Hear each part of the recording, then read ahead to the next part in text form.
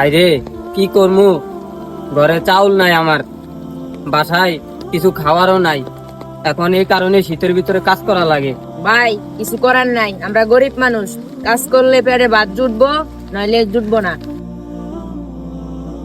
কি কাজ করো মিয়া, এত সময় লাগে এই কাজ করতে? মালিক, অনেক শীত, আমরা তো আর সহ্য করতে পারতাছি না। আমাদেরকে একটু উপরে থাকার জন্য অনুমতি দেন, আমরা অনেক শীতের ভিতরে ভুগতেছি মালিক। এই সামান্য কাজ তোমরা এটাই করতে পারো না? তোমরা কি কাজ করবা?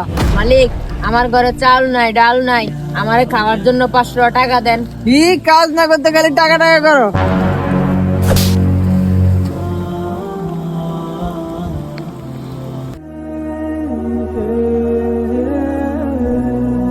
আজকে আমরা গরিব দেখা আমাদেরকে এত অবহেলা করলো।